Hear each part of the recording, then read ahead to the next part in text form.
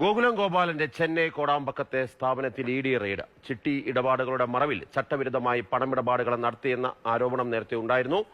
എമ്പുരാൻ ചിത്രത്തിനെതിരെ വിവിധ മേഖലകളിൽ നിന്ന് പ്രതിഷേധമുയരുന്ന ഘട്ടത്തിൽ കൂടിയാണ് റെയ്ഡ് എന്നത് ശ്രദ്ധേയമാണ്. ശ്രീധരനാണ് വിവരങ്ങളുമായുള്ളത്. ശ്രീധരൻ, ഗോകുലം ഗോപാലന്റെ സ്ഥാപനത്തിൽ റെയ്ഡ് നടക്കുന്നു എന്നുള്ള വിവരം എനിക്ക് തോന്നുന്നു ഇതിനോടകം തന്നെ വലിയ തോതിൽ ചർച്ചയായിരിക്കുന്നു. ഇത് കേവലം ഒരു റെയ്ഡ് എന്നുള്ളതിനപ്പുറത്ത് പ്രതികാരമാണോ എന്നുള്ളതാണ് സംശയം. അപ്പോൾ 24 കട്ടുകൾ കൊണ്ട് കാര്യമില്ല. തീർച്ചയായിട്ടും ആ രീതിയിൽ തന്നെയാണ് ഇതിനെ കൂടുതൽ വിലയിരുത്തലുകൾ ഉണ്ടാവുന്നത്.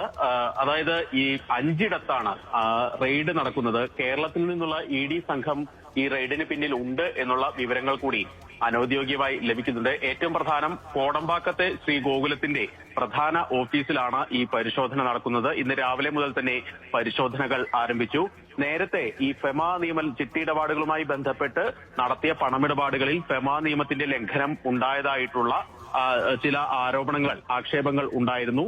അതിന്റെ മറുപിടിച്ചാണ് ഇപ്പോഴത്തെ റെയ്ഡ് എന്നാണ് മനസ്സിലാക്കുന്നത്. പക്ഷേ ഇപ്പോൾ ഈ സാഹചര്യം അഭിലാഷ് സൂചിപ്പിച്ച പോലെ തന്നെ ഇപ്പോഴത്തെ ഒരു സാഹചര്യം കൂടി ഇതിൽ നമ്മൾ ഓർക്കേണ്ടതുണ്ട്. അതായത് എമ്പുരാൻ സിനിമയെ ബന്ധപ്പെട്ട് അതിനെതിരെ കേന്ദ്രം ഭരിക്കുന്ന പാർട്ടിയുടെ നേതാക്കളും അണികളും ഒരുപോലെ വാളെടുത്ത് നിൽക്കുന്നതിനിടയിലാണ് ഈ സിനിമയുടെ നിർമ്മാതാക്കളിൽ ഒരാളായിട്ട് കൂടിയുള്ള ഗോകുലം ഗോപാലിന്റെ സ്ഥാപനത്തിൽ റെയ്ഡ് നടക്കുന്നത് എന്നുള്ളതും ശ്രദ്ധേയമാണ്. ഏതായാലും ഇന്ന് രാവിലെ മുതൽ ആരംഭിച്ച റെയ്ഡ് ഇപ്പോഴും പുരോഗമിക്കുകയാണ്.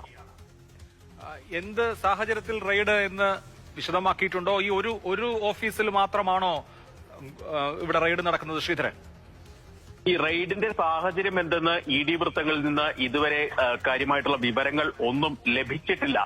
ഏതായാലും ഈ ചില ആളുകൾ, അതായത് ഈ ഗോകുലത്തോട് അടുത്തു നിൽക്കുന്ന അല്ലെങ്കിൽ നിൽക്കുന്ന ചില ആളുകൾ പറയുന്ന ഒരു പ്രധാന കാര്യം ഈ ഫെമ നിയമത്തിന്റെ ലംഘനവുമായി ബന്ധപ്പെട്ട് നടക്കുന്ന ഒരു റെയ്ഡാണ് എന്നുള്ളൊരു വിവരമാണ് കാര്യമായിട്ട് പുറത്തേക്ക് വരുന്നത്. പക്ഷെ ഇക്കാര്യത്തിൽ ഇഡിയുടെ ഭാഗത്തുനിന്നൊരു വിശദീകരണം ഇതുവരെ വന്നിട്ടില്ല എന്നുള്ളത് ശ്രദ്ധേയമാണ്.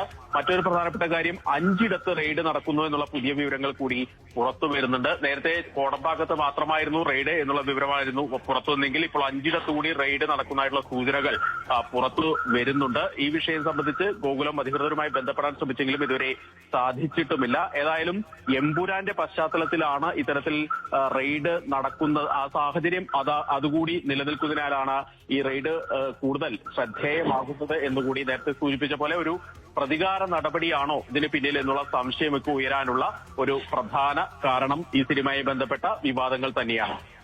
ശ്രീധരനാണ് വിവരങ്ങൾ നൽകിയത്.